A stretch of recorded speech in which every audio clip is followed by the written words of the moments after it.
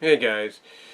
Now, there's no doubt, as I'm currently doing this video, it's about 10:22 in the morning Pacific Daylight Time, that not a lot of people are, well, I'll put it this way. The trailer for the Sonic movie has been getting a lot of mixed reactions. Some negative, well, majority at times negative, and kind of getting up there a little bit, kind of trying to even it out as the positives. I mean, you go to Paramount's YouTube channel and look up the trailer, you look at the thumbs up compared to the thumbs down, and yeah, the thumbs down is a little high up in in people choosing it, but it looks like to me that the thumbs up is trying to get up there. And the reason I think some people are trying to give it a positive look at, kind of give it a thumbs up a little bit, is because they realize that something is going to happen. And what's going to happen is, no matter how you feel about the movie, that whether or not the second trailer kind of improves your opinion about the movie in the future, that basically we all know the movie's going to make a lot of money.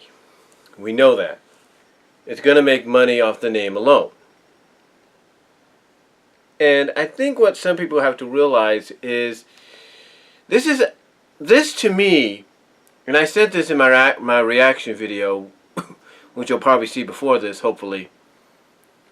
What gets me, excuse me, but what I see here, like I said, I explained it in my reaction video, is this feels more like a origin story. Because basically, despite how you feel about them using the wording in the trailer, they say every hero has a genesis. In other words, every hero has an origin.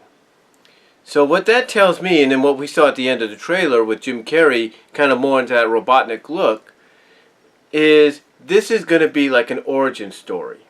Like, something's going to bring Sonic to Earth, obviously Robotnik. Something's going to culminate out of that to where this now rivalry between the two, this disdain between the two, is going to be built out of this. And I think honestly that's how fans need to look at this movie. They need to look at it as, okay, we may not like how they designed Sonic, we may not like the because here's the thing, a lot of fans, from what I'm seeing on social media, a lot of fans are like, okay, this looks good. This movie looks okay, except for Sonic's design. And to me, what I look at is, this is, like I said, this is going to serve more like an origin story. And possibly that's why Sonic looks the way he does. Because this is the first time him and Robotnik in this incarnation have met up, and this is going to be the beginning of the rivalry, of the disdain for each other. And that's why I believe this movie's going to make some money at the box office. It's going to be a box office hit. Because, people, once they get the idea that, oh, this is an origin story, more so I think when the next trailer comes out and kind of probably expands on that, I'm not saying it will, that basically they're going to understand that this is the beginning of probably something more to come.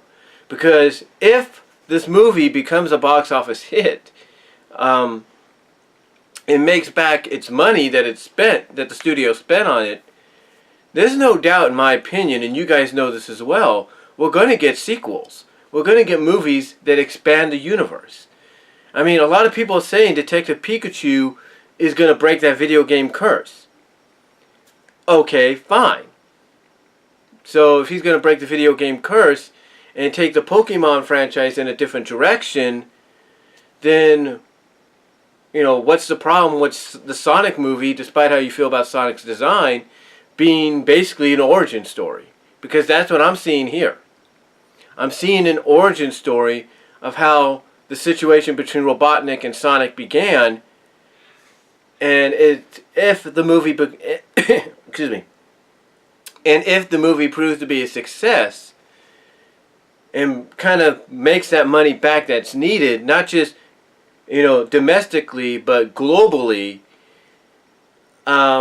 like I said, you can expect to see sequels in the future because there's no doubt they're going to probably want to expand on this new take on Sonic. They're going to want to bring in, because they know fans are going to be like, okay, because they know fans might come out of it and be like, okay, movie was alright, wasn't, wasn't bad, wasn't terrible, Sonic's design could have been better, but they know fans, despite how they feel about the design or whatever, are going to be entertained.